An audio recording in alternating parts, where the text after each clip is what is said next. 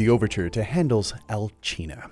You're listening to Winnipeg's Classic 107. My name is Simon Rusnak. Tomorrow, the Manitoba Chamber Orchestra closes out their 50th anniversary season with a concert staging of Handel's opera Alcina. MCO music director Anne Manson, in collaboration with director Geneviève Pelletier, bring a theatrical flair to this performance, featuring world-class coloratura sopranos Tracy Dahl and Adriana Chuchman, joined by the outstanding mezzo-soprano Lizzie Hoyt and the amazing contralto Rose Nagar-Tremblay, plus exciting tenor Nolan Kaler. This is not a production to be missed. In addition to the vocal star power, the MCO has brought in some top-notch talent to bolster their already impressive musical ranks. Cellist Kerri McGonigle and harpsichordist Chistopher Bagan are two such individuals, and they've joined me in the Classic 107 studio. Good morning. Good morning. Good morning. Well, thank you so much for being here. Now, you two have been brought in from Toronto as a special continuo team. Yes. And that's exactly where I'd like to begin this conversation, in the most basic, non-musical language possible. And to borrow a phrase from Jerry Seinfeld, what's the deal with continuo? I mean, we're the rhythm section. We are the jazz combo of the Baroque world. You know, we bring a very flexible kind of accompaniment. This music, I would say it's built from the ground up. Baroque music is bass heavy. We're not bass heavy, but bass led. So we kind of provide the rhythmic impetus, the harmonic drive, the mood, and everybody kind of fits in over top of us, and we function as one. Pretty much one voice. Yeah. So even though we're playing the same line, the way we play it is approached from a different angle. Mm-hmm. And so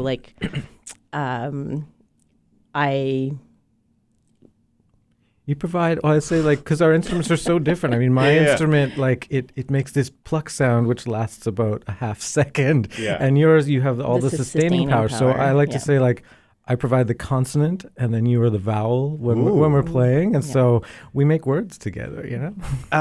You make words together. That's a great way to put it. and finish each other's And sentences. finish each other's sentences. What a combo. I can see why you're both here. And you haven't even played a note yet. I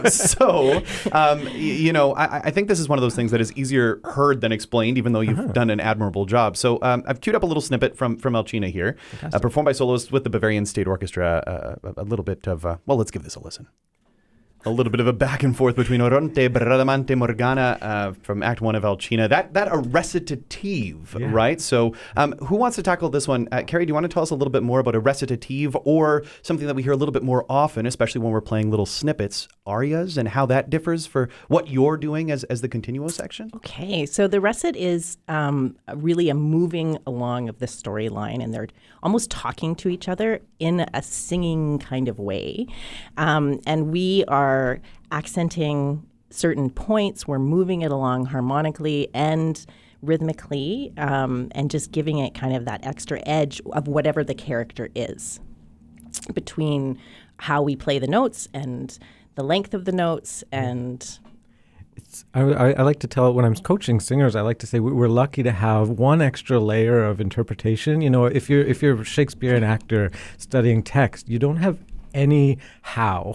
You only have the what. Mm-hmm. And we get at least a composer's interpretation of which, based on a choice of whether it's a really complex harmony, which underpins, very important words, or whether it's just kind of a neutral harmony, how we play the chord, we can kind of add this layer, or at least the composer gives us hints of how to create that layer, and we get a lot more of the how, as well as how they notate it. You can't notate speech, it's too complex, so they use this kind of formulaic way of writing out what we do, but we have to kind of decode that and then bring it back to a natural inflection of speech. And so I think so often when we talk about continuo, we talk about the continuo accompaniment, and it feels like to me the wrong word, because you're very much, as I say to the continuo team, but you're very much a part of the drama, aren't you, Kerri? Yeah. Yes, absolutely. I think that it's one of the biggest misunderstandings about this era actually is that in general in the Baroque area, music is built from the bottom up, and we actually have much more influence than the people above us that look like they're the stars of the show, which actually suits me just fine. Absolutely. We can be in the background. We have to quietly enjoy that position of power, but don't tell anyone. Exactly. Yeah. We're giving away all our secrets today, Kerri. Well, speaking of those secrets, one of the other things that often I feel like people can get bogged down in when they're looking at Baroque opera especially is the terminology. I mean, when we're talking about things like continuo or recitatives and arias, but one of the other terms that people may have also heard bandied about is this idea of figured bass. And you sort of already alluded to this, Christopher, but can you explain what that is exactly? Sure. I mean, it was a shorthand. It was initially created sort of around 1600 when they said, okay, all the music is in these layers with, 8 different voices. You can't understand anything anyone's saying. Let's just go simple. Let's try and kind of recreate what the Greeks had in ancient times. And so let's just lay down a bass line and then have singing go over top of that. And then they're like, well, we can't just all kind of play random harmonies even over this bass line. So then it was a shorthand to say, oh, make sure to play a major chord here, or make sure to play a minor chord here. And so you start seeing little symbols appearing kind of into the 17th century. And then that gets more and more sophisticated as they really specify what harmony they want. And it becomes like a jazz lead sheet, by the 18th century. Certainly there's numbers written under every bass note or every sort of significant beat in a bar, and those numbers tell you what chord to play, but not how, and not necessarily how to voice it. So we get to show. I tell my colleagues, I'm like, everyone else has to show up and play the music on their page, and I get to come and improvise for 3 hours. It's a real jam. You get to color the drama in a way that feels appropriate to you in the moment too, right? So much of that is again reacting and being a part of the drama up on the stage that's unfolding. Yeah. And I hate counting rests. It's the best thing. Continuo, basso continuo is great for those who can't stand to sit and count rests, because we never rest. The entire show we are playing from beginning to end. It's continuous. It lives up to the name. Now, you both have done a lot of this type of thing. Yes. Kerri, let me ask you, when did you two first meet and perform together? When was the first time? Gosh. It was a long time ago. It was, yeah. We've been playing together over the years. At least a decade. Yes, at least. More. Yeah, and I feel like every show that we do together is always so much fun. We've gotten to play quite well together over the years, and kind of just starting to get have over the years gotten to know each other and. Well, and I would imagine, having that rapport with one another as you come into a performance such as this one, it really does almost make it easier, especially when you're working with singers that you may not have performed with before, right? To have that bass line, that bass section laid down already, have that shared relationship. Does it make it easier heading into a performance week? Absolutely. And especially, we haven't had a ton of rehearsal time, and the fact that we could come in and basically be right on top of our part together. I've gone into other situations where I haven't played with the other person, and it can work. It can work, and it can also be incredibly tricky. So it was very, very easy to just kind of jump in, even with limited rehearsal time. And now, one other thing that I've sort of been wondering about before we kind of move on and talk a little bit more about Alcina proper is, a continuo player has if it isn't abundantly clear in this conversation and what you've both already talked about, but has a very specific skill set that I think is different from, let's say, an orchestral soloist. So for you as a cello player, what do you think is not a requirement, but a skill that is really important for a continuo player that maybe an orchestral player, maybe they just haven't exercised those chops in the same way? Yeah, we were just talking about this yesterday, actually. It is a completely different skill set. There is, first of all, an understanding of how Baroque music is played in a historical performance practice way, which we both have that's kind of our jam. Yeah, extensive background, I think is probably what it says on the CV, So even just starting from that place, the approach is completely different. But it's all about color and sound and really creating something and supporting everybody else that's playing. And for every person and every player, it's different. Like whoever's singing, or like if it's a solo violinist or if it's the oboes, or the way you approach becomes different. So So it's just a completely different way of being part of something. A soloist is more thinking of what they're doing. Yeah, of course. In orchestral, you're trying to match with your section and follow somebody. Like we are leading from the bottom. And and so you're pretty exposed from the bottom too, right? So you just need to be such an active listener. Yes. Yeah, listening. I think that's the thing. That's the word. Yeah, it's just listening. I don't know, a sensitivity to language. And it seems odd, like to say that. I mean, of course, in an opera, sensitivity to language makes sense. But I think rhetoric and like the way you declaim even informs every piece of instrumental music in the Baroque. That whole idea that it's not just these long four-measure, sort of phrases that are always symmetrical. It's very much how we speak, how we inflect, the subtleties of different consonants. We were even talking like, what consonant do we want to put on the beginning of this chord to start the rest of it? Because it really changes. If we're thinking of a k sound, that produces a very different beginning to the sound and informs what's going to come in a different way. So I think a sensitivity to language is something I found, and I use it, when I'm teaching students. I said, like,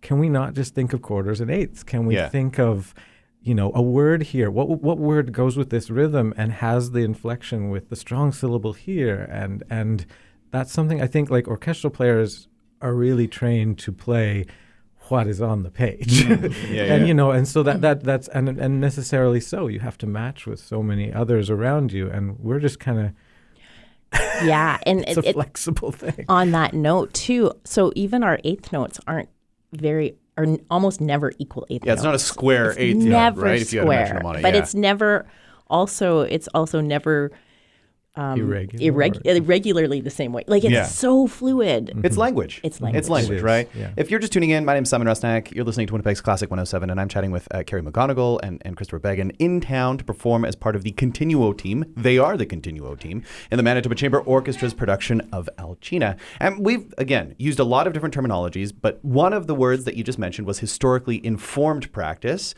hip playing, period performance, such as, let's say, a Tafelmusik in Toronto.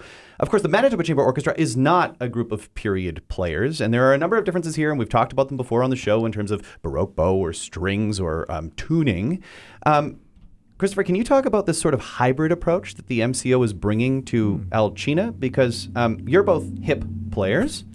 The MCO, you're welcome. And the MCO, they're hip, but in a different way. Can you talk about that hybrid sort of approach? Well, it's kind of fun, again, because I feel like, especially when the whole Continuo team is all working together and we at least have a sense of the goals we're going towards, it can work really well. And yes, hybrid can be a challenge when it's players that aren't as familiar with that. But I love fitting in with a modern group. I love sort of finding ways to hear what they're doing, how I can sort of, add a rhythmic layer in there that just pulls it together and gives it that sense of the sort of, I don't know, for lack of a better word, groove of Baroque music. I really feel like in any aria or any piece of Baroque music you're in the midst of, there's a groove to it. There's a rhythmic sort of energy that drives that piece, and that's the sort of layer I seek to sort of add. And I don't know, Kerri, maybe you feel the same way? Absolutely. And I think Anne said after one rehearsal that she was just so grateful we were here, and it added so much. And she was able to do so much more with the orchestra from us, like giving that support from underneath, and kind of almost leading from underneath and taking the orchestra in a new way. In a different way, I guess. And I think, if you come and watch the show, you'll see a lot of times when Anne just leaves it to us, know, and I don't think that happens typically in a modern orchestra setting. Usually everything comes from on high. But actually, and on that note, it feels very collaborative between Anne and us. Like we're talking all the time. We're fine tuning how things doing. She's definitely leading us in lots of ways, and then in other ways we're leading when it's appropriate. Kind of. Yeah, it feels like one almost motivates the other, right? Yeah. And you're taking inflection points from each. Absolutely. And it's a team. Yeah, exactly. Yeah, that collaborative aspect. You mentioned MCO music director Ann Manson, and she, of course, has had this incredible career conducting opera around the world. But interestingly enough, this is a Manitoba Chamber Orchestra first, a concert staging of opera. They haven't done something like this before. How does it feel to be part of this first for them? It's exciting. This is the first for a lot of things. The first time I've ever played in Manitoba. All right. Well, welcome. So, yeah, I came here, I think, 33 years ago on the train to visit some relatives. But I'm really happy to be here for this project. And again, it's a bit of a hybrid opera production, too, because we've got English spoken dialogue and a really sort of creative take on the show where we don't need sets and big lavish costumes, but we still tell a story. And I think I love being part of any project where storytelling is the backbone. And so it's been quite fun to. Yeah, it's been really fun. This is maybe one of my favorite things to do. Actually, I've done this a couple of times, gone into other groups and played continuo for opera especially, but even oratorio or cantatas. But and it is definitely one of my favorite things, just to bring the historical to groups that maybe haven't had so much but are curious and are interested and are open to it, which Manitoba Chamber Orchestra definitely is. And I think the audience is as well. And for those who are curious and open and just want to be part of this 50th anniversary season of the Manitoba Chamber Orchestra, one last concert to check out. That is tomorrow, Thursday, 7:30 p.m. at Crescent Arts Center, also known as the Crescent Fort Rouge United Church. There is a second performance of Handel's Alcina on Saturday, June 17th, also at 7:30 p.m. Kerri, Christopher, thank you so much for telling us a little bit more about the fundamental, the supportive aspect of continuo. Thank you very much for having us. This has been great. Wonderful to talk about continuo always.